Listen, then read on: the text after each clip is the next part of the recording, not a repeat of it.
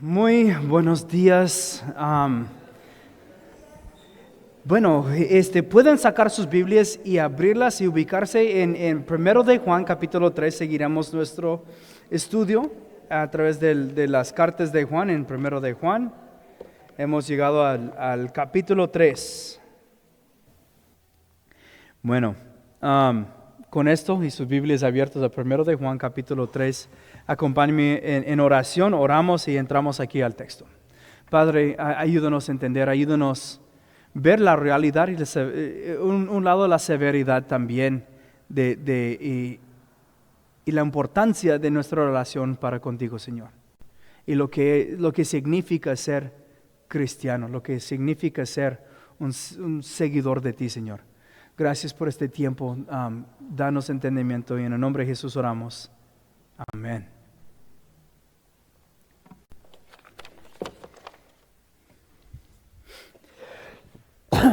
Disculpa. Hoy vamos a avanzar unos versículos más en 1 de Juan, capítulo 3. Semana pasada miramos los primeros 3 versículos y los quiero leer porque eso nos ayuda con contexto. Empieza con la transición a lo que veremos, porque si miramos este pasaje aislado del contexto es muy cortante y un poco como áspero, si quieres ser muy, como tiene dientes y así, pero la cosa es, en el contexto tiene más sentido, ¿no? Pues por eso queremos discernir y interpretar la palabra conforme al contexto de ello. Dice en versículo 1, mira cuál amor nos ha dado el Padre para que seamos llamados hijos de Dios. Y por esto el mundo no nos conoce porque no le conoció a Él. Amados, ahora somos hijos de Dios.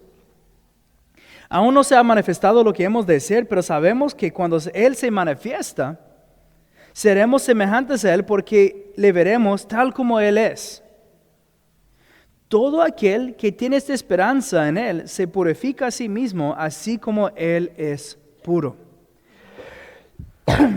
Quiero recordarnos de esto, ¿no? Que Dios nos ama tanto de que nos rescató de nuestros pecados y nos hizo sus hijos, ¿no?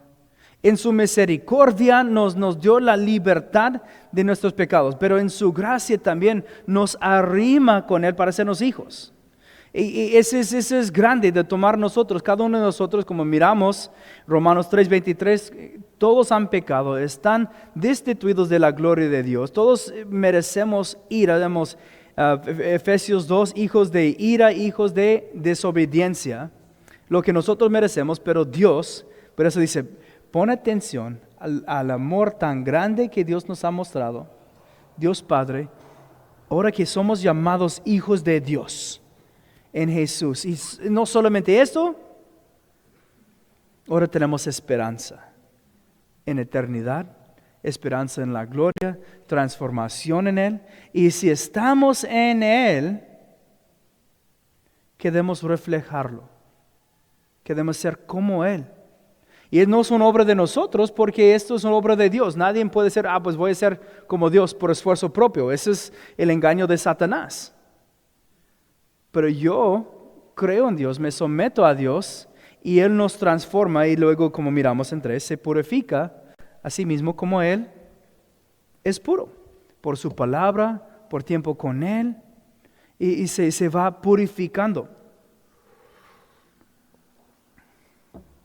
Y es importante porque si no ponemos el contexto de que primero tenemos este amor de Dios, que nos hace sus hijos, lo que nos pide después va a ser como muy religioso, vana religión, hazlo así porque sí, ¿no?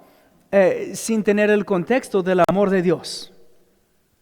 Dice aquí en versículo 4, dice, todo aquel que comete pecado infringe también la ley, pues pecado es infracción de la ley.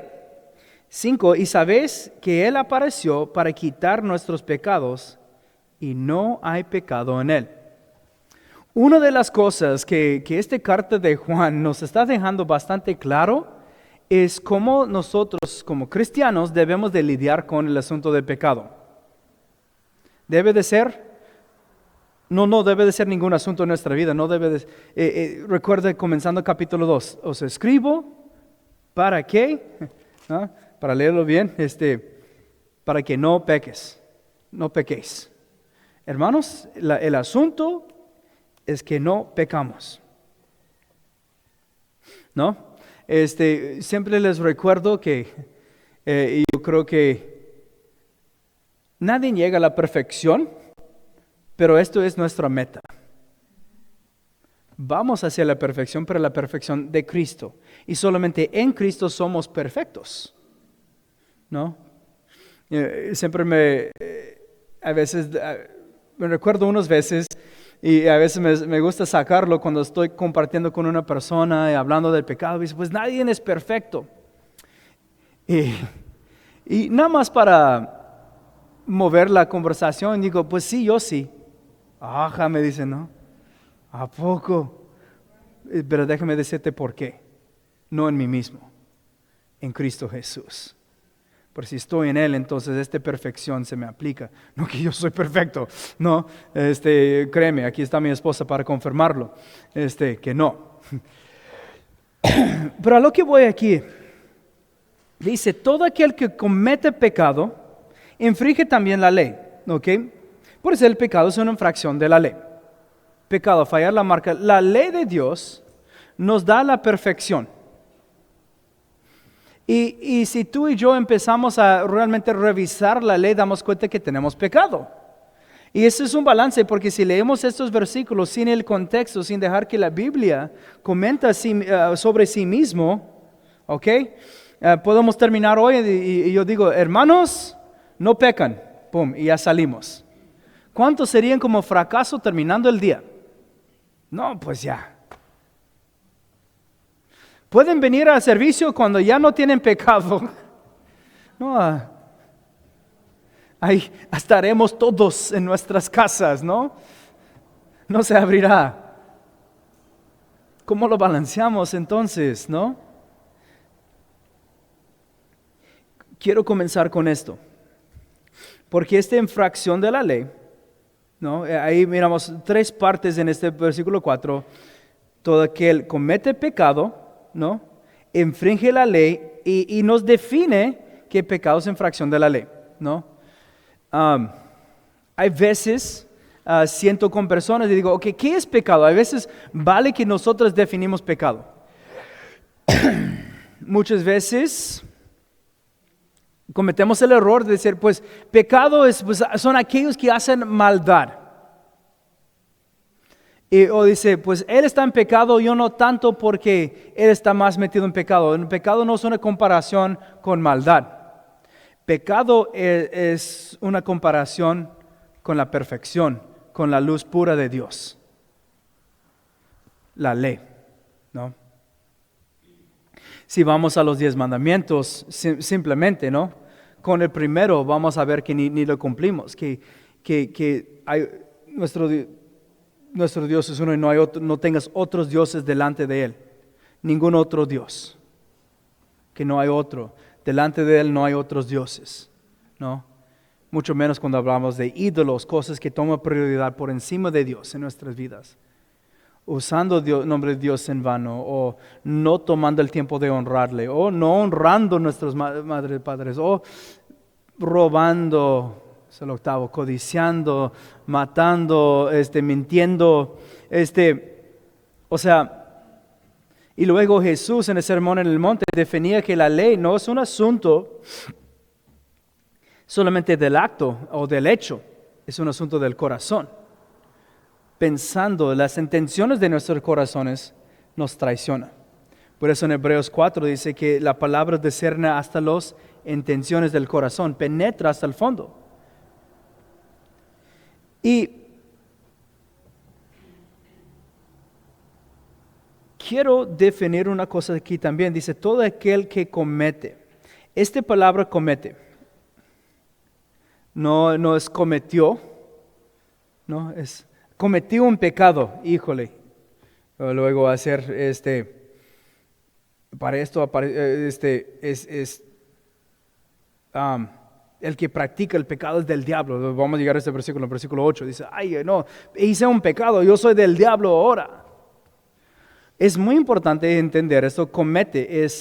No es cometió, es comete, es activo presente. En el contexto griego, esta palabra es que el que está cometiendo, o más bien el que tiene el hábito de pecado, que vive en pecado. Y yo creo que eso podemos decir, como cristianos, no debemos de tener hábitos de pecado. Tener una vida distinguida, identificado por el pecado. Si es así, pues lo bueno es que Dios tiene mucha gracia para nosotros y nos ama y nos perdona. Regresamos a capítulo 1. Él es luz, pero si confesemos nuestros pecados, Él es fiel y justo a perdonarnos de todos nuestros pecados y lavarnos de toda maldad. Si crees que no tienes pecado para confesar, pues no, eso también es engaño. Pero Dios lo hace esto. Pero su diseño es que no pequemos. Pero dice, todo aquel que comete pecado en sí infringe la ley de Dios. Y luego, si vamos reduciendo la ley, recuerda que la ley se reduce en amar a Dios con todo nuestro corazón, alma, fuerzas, mente, y amar al prójimo como a ti mismo. Si nosotros tan solo enfocamos en amar a Dios con todo lo que somos, las demás cosas se acomodan. Pablo llega a decir, por eso en una palabra se cumple toda la ley, amor. Y si yo amo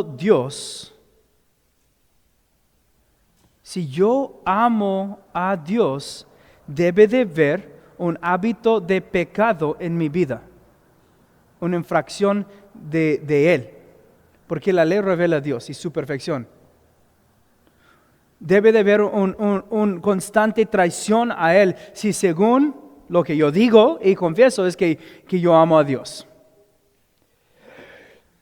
Nuevamente, el primero de Juan nos va a decir, amamos a Él porque Él nos amó primero. Contexto, mira cuán amor nos ha dado el Padre en que versículo 1, para que seamos llamados hijos de Dios. El mundo no conoce a nosotros, no conoce a Dios. Tenemos esperanza y vamos en esta purificación, donde alejamos del pecado. ¿Por qué? 5 también nos define esto un poquito más también. Dice, ¿sabéis que Él, Jesús, apareció para quitar nuestros pecados? Y no hay pecado en Él, ¿no? Yo creo que vale darle el pequeño mirada al capítulo 1, ¿no? Versículo 5 de capítulo 1 dice, ese es el mensaje que hemos oído de Él y os anunciamos, Dios es luz y no hay ninguna tinieblas en Él. Si decimos que tenemos comunión con Él y andamos en tinieblas, mentimos y no practicamos la verdad. Pero si andamos en luz, como Él está en luz, tenemos comunión unos con otros y la sangre de Jesús, su Hijo, nos limpia de todo pecado. Debe de estar quedando bastante claro con nosotros. Y entiéndele. Tiene toda razón. Si Jesús vino a quitar el pecado. Cristo murió por nuestros pecados. 1 Corintios 15:3. Cristo murió por nuestros pecados. Muy bien. Debe de ser un entendimiento básico de todos nosotros. Él apareció, Él vino a quitar nuestros pecados. Y no hay pecado en Él. Si Él vino a hacer esto, nuevamente hago la lógica, dice, si Él vino a remover nuestros pecados, debemos de seguir en pecado. Pues no, ¿verdad? Pues estamos quedando claros o dormidos. Pero esto es lo que podemos ver. Y hay muchos versículos de esto. El propósito de Jesús era lidiar con pecado. Si Él no tenía que lidiar con pecado, no tenía razón por venir. Si había forma fuera de Jesús de que tú y yo recibiéramos el perdón de pecado y el lavamiento y tener nuestro pecado removido de nosotros, sin que Él muriera por nuestros pecados, Jesús vino en vano, pero no había otra forma. La única forma en que tú y yo tenemos perdón, y más de perdón, dice, para quitar nuestros pecados. Y a mí me gusta esto porque alguien puede cometer un crimen y va al corte, pagar el precio, el castigo, la multa, mordida, lo que sea, ¿no? Pero ¿qué pasa? Todavía queda que ellos cometieron el crimen. Entonces, por eso el ejemplo de lo que hizo Cristo Jesús con nosotros es algo más hermoso, porque solo nosotros admitimos que somos culpables por haber pecado, ¿ok? Bueno, yo me exhibo en esto. Yo admito que he cometido pecado. Y cuando voy delante de Dios, lo que pasa en Cristo Jesús no es que me dice, ok, ¿sabes qué? Vamos a ignorar tu pecado. Dios no puede ignorar pecado. Él es justo. Como un justo juez no puede ignorar cuando alguien admite su culpa en el corte. Pero lo que pasa con el pago de Jesús es, nosotros salimos de ahí no solamente no culpables, sino inocentes. Y después un paso más, justos. Por eso dice, mira cuán amor nos ha dado. Mira qué tan grande amor tiene Dios, tomando vil pecadores como nosotros. Y recordamos que la iglesia está llena de pecadores. Primero Dios, redimidos y arrepentidos, ¿no? Pero ahí venimos y este mismo amor pues está para todos nosotros, que sí, para arrepentir y tener este perdón. Pero esta salvación que tenemos en Jesús no es una licencia a pecar, es una libertad para andar en justicia. Es muy importante que definamos esto, porque uno que comete seguimiento, plan y vida marcado por pecado, presente activo, pecado, dice, pero sabemos que Él apareció para quitarnos el pecado. No solamente pagar el precio, pero darnos justicia. Tanto borrar nuestra deuda, depositarnos justicia. Quitar el pecado. Quiere que en nuestras vidas no haya pecado. Yo lo considero de una forma cuando llegué ahorita a este ejemplo, cuando llueva, ¿no? Y aquí se pone un poquito lodoso, ¿no? Recuerda las lluvias. No me recuerdo, salí para el rancho para tratar de hacer una cosa y bajé y pues las botas y el lodo, ¿no? Pero es un lodo bien pegajoso. Y tratando de quitarlo, ¿no? Se embarraba más. Y más y más y más. Pensaba que yo quitaba una capa, pero dije así, y no se quitaba de la mano.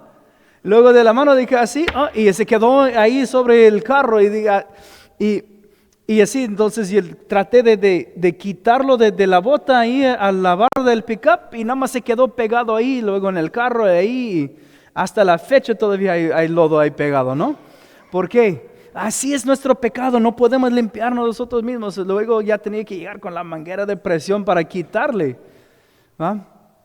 Y eso es lo que Dios hace en nosotros. Dios quita nuestro pecado. Nosotros, de hecho en Romanos dice que el que trabaja pensando que va a ganar gracia, se endeuda más. Si tú y yo fuera de Cristo, cuando nosotros trabajamos para ganar favor de Dios, de hecho solamente estamos escarbando más profundo nuestro hoyo. Por eso vemos, dice, Él vino a remover pecado y ese es el poder de Dios, de Cristo Jesús, a remover pecado. No solamente pacificar pecado en nuestras vidas, removerlo, familia. No es para que el pecado permanece en nuestras vidas, ¿no? Vino a remover pecado y en Él no hay pecado, ¿no? Y ese es el propósito y eso es repetido primero de Timoteo. Voy a comentarles algunos versículos si quieren verlos conmigo. Ánimo, primero de Timoteo 1:15.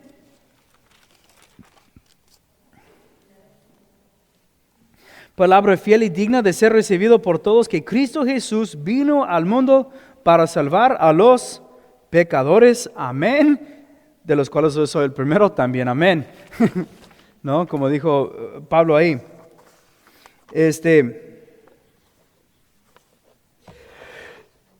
Tito.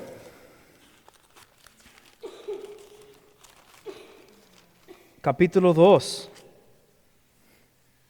Versículo 14 dice, se dio a sí mismo por nosotros para redimirnos de toda iniquidad y purificar para sí un pueblo propio, que dice ahí, celosos para buenas obras. Primero de Pedro también, ya tengo algunos versículos, 2:24. Dice, ¿quién llevó él mismo nuestros pecados en su cuerpo sobre el madero, para que nosotros, estando muertos a los pecados, vivamos a la justicia, por cuya herida fuisteis sanados?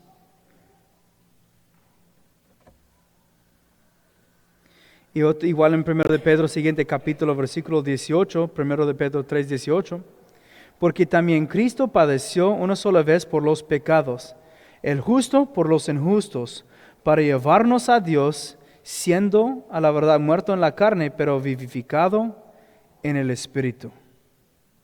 El propósito de Jesús era venir, tomar el pecado sobre Él, y por fe en Él es quitado de nosotros. ¿Por qué? Pues porque nos amó, quería esta relación, el pecado estorba en esto. Entonces, ¿cómo lidiamos? ¿Cómo está la dinámica el cristiano con el pecado? Lo consideramos muerto, nuestra carne y el pecado en nuestras vidas.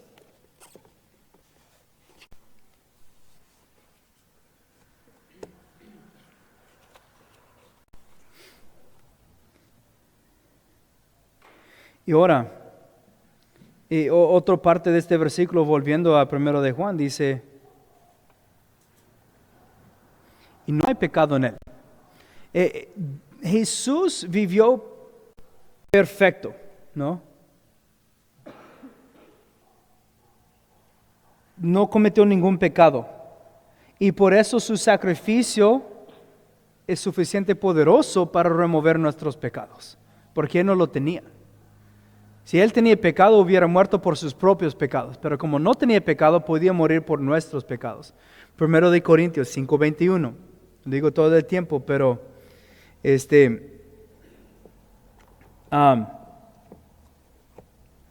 bueno, para leerlo bien, 2 Corintios 5:21, dice, y al que no conoció pecado, Jesús, por nosotros lo hizo pecado, para que nosotros fuésemos hechos justicia de Dios en Él. Luego, igual en Hebreos 4:15, perdón, lo hubiera pasado esos versículos antes, está buscándolos ahorita, pero Hebreos 4:15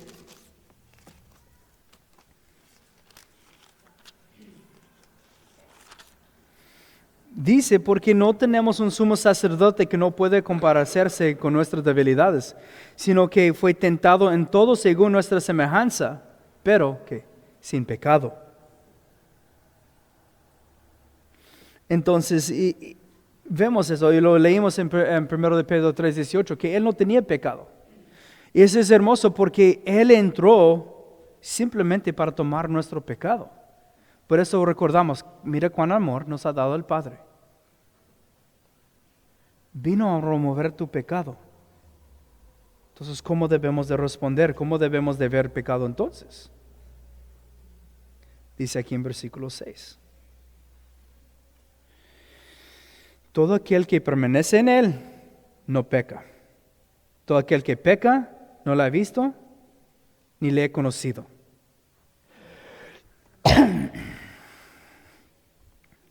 ¿Cuándo es que nosotros pecamos? Considera, ¿cuándo es que pecas? Te garantizo que no es cuando estás permaneciendo en Dios, cuando estás permaneciendo en Cristo Jesús, creyendo y mirando y buscando, no como algo perdido, sino siguiéndole a Jesús. Cuando estás haciendo esto, no es pecado. Cuando pecamos es cuando empezamos a mirar a nosotros mismos, mirar a cualquier otra cosa que no sea Jesús, a nuestras vidas, al mundo, a las tentaciones, a estas distracciones es cuando caemos en pecado. Cuando miramos a Jesús y estemos en Él, no hay pecado. Esa es la importancia de que nosotros día tras día, todo el día, quedamos siguiendo a Jesús. ¿Por qué crees que repetidamente dice orar sin cesar? Orar siempre. Estamos en constante comunicación con Dios. ¿Cuándo es que pecamos? Así que para mí es como ya, pues si quiero cortar, pues, le dije a los jóvenes otra noche, no es que vas a decir, Dios, espérate aquí, voy a ir por allá un rato. ¿No? Pero lo que pasa, ¿no? Y pensamos que esto va a pasar, ¿no? Aunque que no es así. Porque todo aquel que permanece en Él no peca. Eso es importante para que estemos en Dios. Y cuando fallamos, no es que sí fallamos, es cuando fallamos.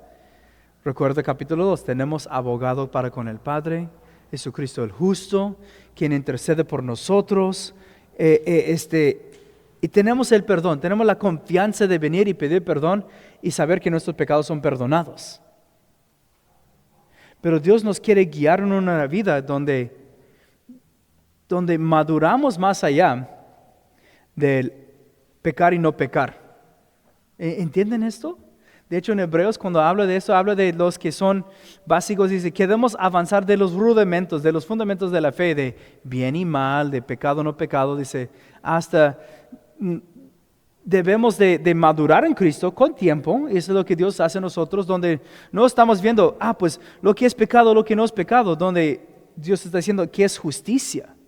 Va de pecar a no pecar al hacer la justicia. No entre bien y mal, entre bien y perfecto, bien y mejor, bien y eterno. Y eso es lo que Dios desea para nosotros. Entonces comienza aquí. Estamos en Cristo Jesús. Vino a remover nuestro pecado y estamos en Él, no hay pecado. Entonces los que permanezcan en Él no pecan.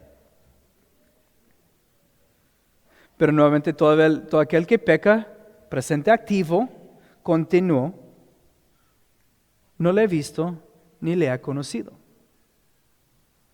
La Biblia tiene bastantes pasajes que habla de cuando uno se cae en pecado, o si hay un pecado, arrepentimiento y perdón de pecado, que capítulo 1 lidió con esto. Entonces no estamos ignorando del hecho de que podemos confesar nuestros pecados cuando ocurren y recibir el perdón. Pero eso tampoco es una excusa para nosotros. Muchos conozcan estos versículos que se hallan en Romanos, capítulo 6. ¿Verdad? Cuando Pablo desarrolla esta actitud, dice, 6.1, dice, ¿qué pues diremos? ¿Perseveramos en pecado para que abunde la gracia? No, el famoso, en ninguna manera. Porque los que hemos muerto al pecado, ¿cómo viviremos aún en él? Versículo 3, ¿no sabéis que todos los que hemos sido bautizados en Cristo Jesús, hemos sido bautizados en su muerte? ¿No?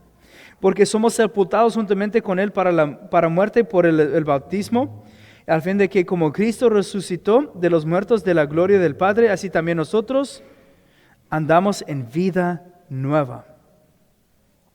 Déjame decir, Romanos 6, 7 y 8, realmente entra esta dinámica entre el cristiano que quiere andar por el Espíritu y su relación en la carne y el pecado. Que no nos presentamos al pecado, pero esta idea, pues tengo perdón en Cristo, entonces puedo seguir en pecado. Pablo dice, no. Si Cristo vino a morir por esto, ¿crees que debemos de seguir en ello? Cristo vino a remover nuestros pecados, entonces para esto murió, para esto sufrió, para eso fue azotado, golpeado, ¿no? Espinos en la cabeza, barba arrancado, clavado sus brazos y pies. ¿Y crees que quiere que andes en ello todavía? No. No es para hacernos sentir mal, sino para darnos una cierta realidad de cómo debemos de mirar y responder al pecado, ¿no? Y la verdad, lo que dice seguido, pues en los siguientes versículos, pues viene más y más pesado, pero ahí le dice, si uno, volviendo al versículo 6, dice, todo aquel que permanece en él no peca. Todo aquel que peca no le ha visto ni no le ha conocido. El apóstol Juan nos está dejando muy claro, está definiendo las líneas muy bien. Si nosotros tenemos una vida que se define por el pecado, quiere decir que no se define por Cristo. Hoy en día es muy triste porque muchos muy erróneamente tratan de definir su tipo de cristianismo por pecado, ¿no? Muchos dicen, yo soy un cristiano X cosa, pero definen cristianismo por el pecado. Nosotros no definamos lo que es cristianismo, eso define la palabra. Y aquí lo deja bien claro, dice, si uno peca, si uno quiere seguir en pecado, demuestra que realmente no conocen a Cristo. A lo mejor conocen de Cristo, pero no lo conocen a Él. No tienen una relación. No han tenido encuentro real, no han tenido una entrega a Él. Imagínense, yo digo, yo soy cristiano, pero yo soy un cristiano borracho, ¿no? Y hace ya, cáele al servicio, somos de los cristianos borrachos y anda entregando alcohol a todos que van. ¿Qué tipo de sería? No, eso está mal. Ojalá que si llegas a una cosa así, pues das la vuelta, ¿no? Por favor. Porque no agregamos ahí, dice, no, si uno se define en pecado, por la evidencia de la vida, y muchos no pueden juzgar, no estamos juzgando, condenando, pero sí estamos evaluando fruto. Por sus frutos serán conocidos, ¿no? Por el fruto del Espíritu seremos conocidos de Cristo. Jesús lo dijo también de los hipócritas, de los fariseos. Dice, por sus frutos serán conocidos también. Aunque proclaman ser cristianos y proclaman ser de los más religiosos, más estrictos, más celosos, pero el fruto de su vida no era el fruto del Espíritu, eran las obras de la carne.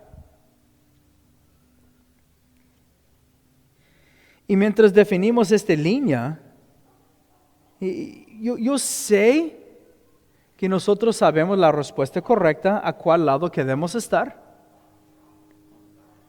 pero la evidencia de nuestra vida, el fruto de nuestra vida, no solamente que, pues yo con Cristo, pero vivo en pecado.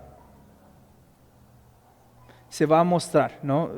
La Biblia, haciendo comentarios, Santiago dice, la fe real, fe verdadera que viva, pues se demuestra. Si crees mostrar la fe pero no tener ninguna evidencia de ello en su vida, es fe muerta, no existe. Dice aquí en versículo 7, para seguir. Hijitos, nadie nos engañe, el que hace justicia es justo como Él es justo.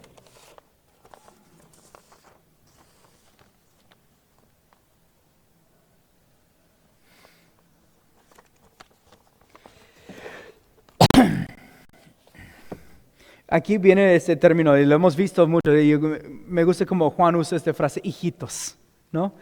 Vuelve al término como de cariño. Mi hijo, que no te engañan, ¿no? No, hijitos míos, dice, hijitos, nadie nos engaña.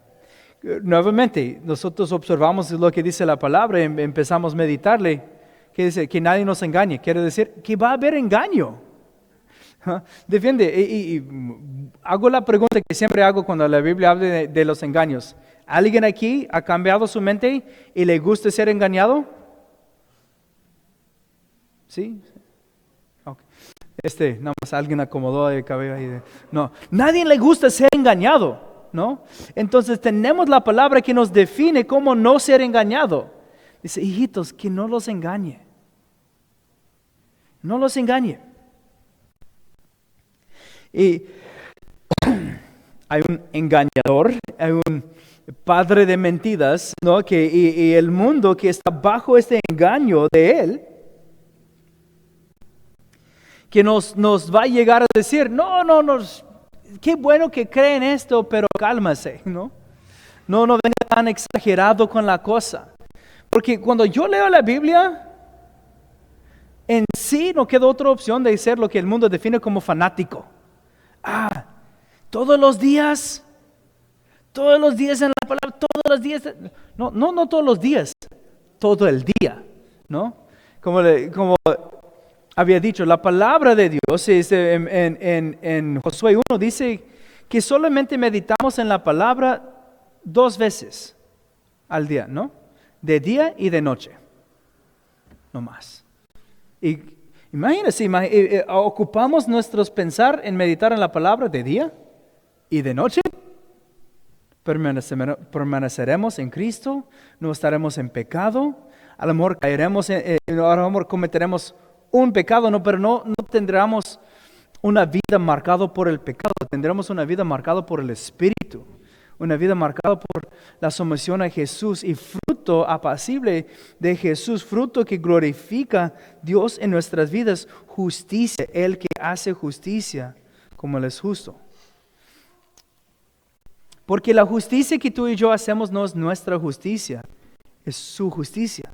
Yo no puedo hacer justicia. ¿Qué dice Isaías acerca de nuestra justicia? Como trapos de inmundicia. Si yo quiero presentar mi justicia, es en la definición original decir los trapos que están ahí, que usamos a limpiar los baños ayer, están más sucios todavía, ¿no? Trapos de inmundicia son trapos verdaderamente asquerosos. Y decir, esto es mi justicia. No lo podemos presentar esto. Pero si hace justicia es justo como Él es justo, porque es su justicia, volviendo a 2 Corintios 5:21, para que fuésemos la justicia de Dios en Él. Y la verdad es que así hay engaño. Unos que quiere decir que tú puedes vivir conforme a este mundo y todavía estar bien con Dios.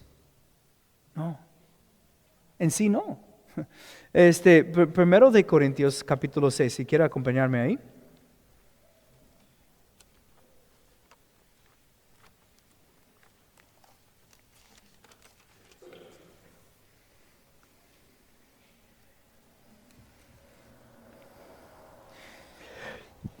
Versículo 9 dice, ¿no sabéis que los injustos no heredarán el reino de Dios? No erréis, o no sean engañados, no se equivocan. Que no sabéis que los injustos no heredarán el reino de Dios, no erréis. ni los fornicarios, ni los idólatras, ni los adulterios, ni los afeminados, los que se echan con varones, ni los ladrones, ni los ávaros, ni los borrachos, ni los maldicientes, ni los estafadores heredarán el reino de Dios. La verdad, cuando ves esta lista, el mundo se va a enojar, porque el mundo quiere definirse por muchas de las cosas que se encuentran en esta lista. O cristianos que quieren definirse por cosas que están en esta lista. Recuerdo que dije, pues, yo soy un cristiano borracho, y está bien, cuando la palabra claramente dice que no nos emborrachamos de vino, ser llenos del Espíritu Santo. No perdimos control así, no, pues, ahí habla, ¿no? Que tienen deseos no naturales de forma que Dios lo hizo. Dice, pero estos no heredarán el reino de Dios. Dice, no equivocan. Los injustos no. Los justos sí. Volviendo a 1 de Juan 3:7, ¿no? Como dice, nadie nos engañe. El que hace justicia es justo como Él es justo. En la justicia de Dios. En la voluntad de justicia de Cristo Jesús. Acompáñame rápido también al Gálatas 6.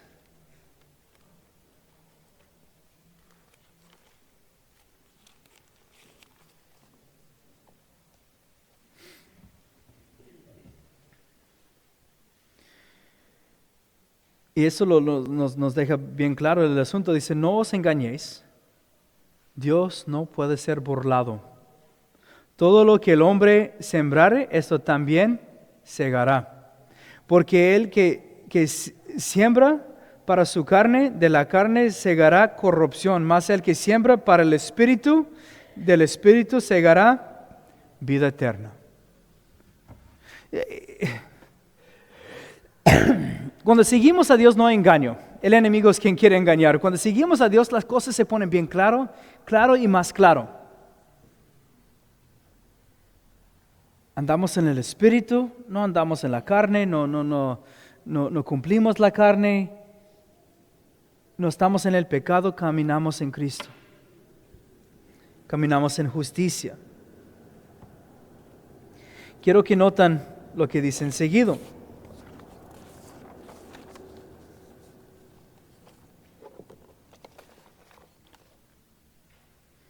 Versículo 8 y 9 dice, el que practica el pecado, esos son versículos un poco pesados, ahí dice la Biblia, chequen sus propias Biblias para que no está inventando lo que dice aquí, estoy leyéndole la palabra. El que practica el pecado es del diablo.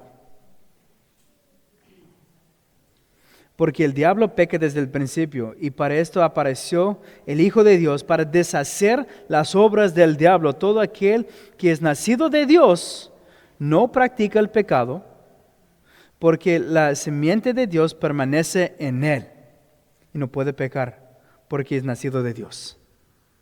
Familia, cuán importante es estar en Cristo.